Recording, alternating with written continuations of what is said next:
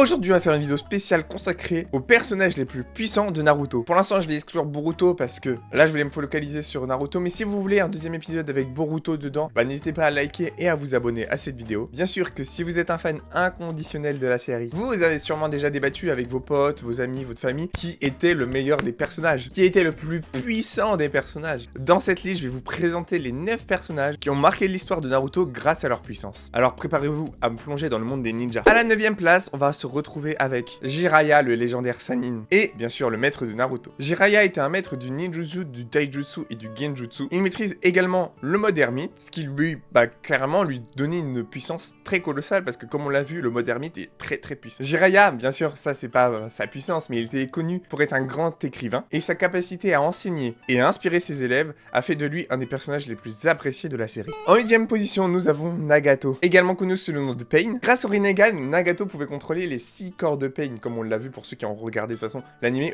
ou lu le manga. Chacun ayant ses propres pouvoirs, il pouvait utiliser le Shira Tensei pour détruire tous les villages, comme on l'a vu sur le village de Konoha. Sa capacité à absorber les âmes et utilisé pour réanimer les morts, en fait l'un des ennemis les plus puissants de Naruto, même si ce n'est le plus puissant pour certains. La 7ème place est occupée par Itachi Uchiwa, le grand frère de Sasuke Uchiwa, l'un des personnages les plus énigmatiques de la série jusqu'à un moment crucial. Malgré son image de criminel, Itachi était un ninja d'exception, comme on l'a vu très tôt, il était prématuré. Il maîtrisait déjà le Sharingan à la perfection, et bien sûr il avait la capacité d'utiliser le Tsukuyomi et l'Amaterasu. Et bien sûr, Itachi est connu pour sa maîtrise du Genjutsu très puissant, et sa capacité à anticiper les mouvements de ses adversaires, enfin un adversaire redoutable. À la 6ème place, qui de mieux que l'Hokage 4ème du nom, Minato Namikaze. Il était un génie du ninjutsu qui a créé le Rasengan. Minato était connu pour son incroyable vitesse, et son intelligence tactique était connue pour l'un des ninjas le plus puissants de tous les temps à sa période. En 5ème place, nous avons bien sûr Kaguya Otsutsuki. C'est la première personne qu'on apprend dans Naruto qui a utilisé le chakra. Elle est considérée comme une déesse, et bien sûr sa puissance dépasse l'entendement. Bien sûr, pour ceux qui ont suivi Naruto, vous connaissez la lignée des Otsutsuki. Kaguya peut manipuler les dimensions, contrôler les éléments à la volonté et utiliser le Byakugan comme les Hyuga, et elle est à l'origine de toutes les menaces qui ont pesé sur l'univers de Naruto. Kaguya donc reste l'un des adversaires les plus redoutables de l'histoire de Naruto, et c'est aussi l'adversaire final de Naruto. En 4ème position, nous avons Hashirama Senju. Oui, le premier Hokage et le fondateur de Konoha. Sa maîtrise du Mokuton, qui est un élément assez puissant dans l'univers de Naruto, et la capacité à invoquer des créatures géantes. Enfin un ninja d'une puissance inégalée.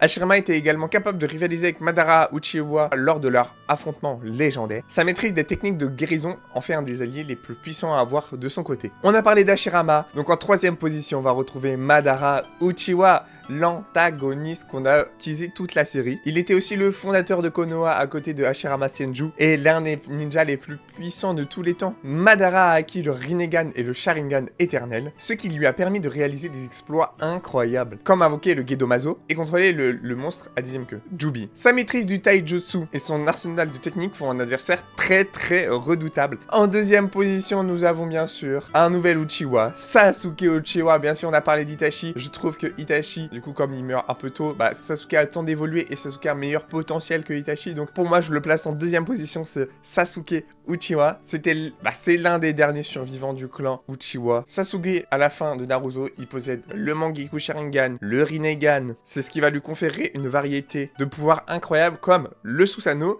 et l'Amaterasu. La maîtrise du Chidori, enseignée par Kakashi, et sa stratégie en font un adversaire redoutable. Sasuke est également l'un des rares ninjas à avoir survécu à un combat contre Naruto. Et en parlant de Naruto, c'est le premier personnage de notre liste. Après des entraînements de lutte, Naruto est devenu le Hokage de Konoha, le village caché de la feuille. Il maîtrise le mode ermite, le Rasengan, et il est capable de fusionner avec Kurama, le démon renard à 9 queues. C'est ce qui lui en fait de sa puissance incroyable, et on oublie aussi un peu trop, mais il vient du clan Uzumaki, et grâce à ça, il pourra déchaîner une puissance colossale. Naruto est un ninja d'exception, tant sur le plan de la puissance brute que celui sur la détermination. Et moi je vous redirige sur cette vidéo.